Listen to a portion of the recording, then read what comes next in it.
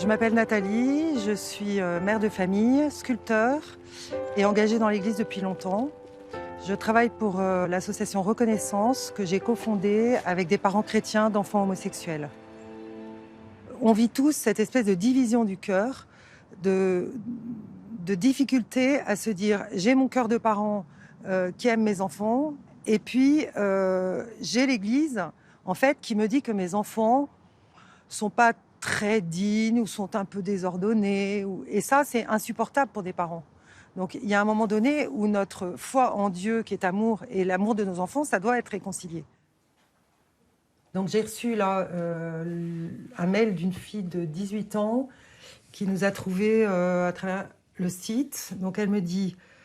Je suis moi-même homosexuelle, je me retrouve face à mes parents chrétiens et je subis leur homophobie sans même qu'ils sachent qu'ils sont en train de tuer leur fille. Je n'arrive pas à le leur dire et j'ai peur de leur réaction. Il faut aider cette gamine, mais il faut aussi accompagner les parents. Au moment du coming out, il y a un bouleversement, il y a de la souffrance, il y a de la sidération, il y a la peur de l'avenir pour l'enfant. Enfin, il y a beaucoup d'émotions.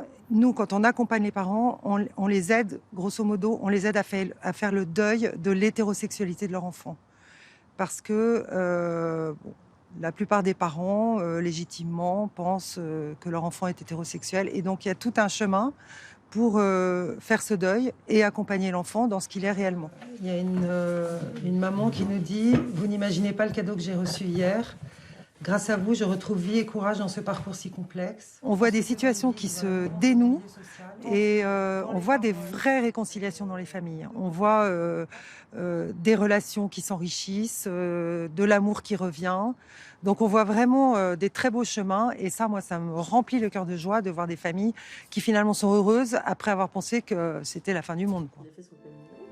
J'ai envie de dire aux parents, ne restez pas seuls. Il faut absolument sortir de l'omerta, de la honte, et il faut aller vers une vraie libération de la parole et vers une reconnaissance pleine et entière de nos enfants.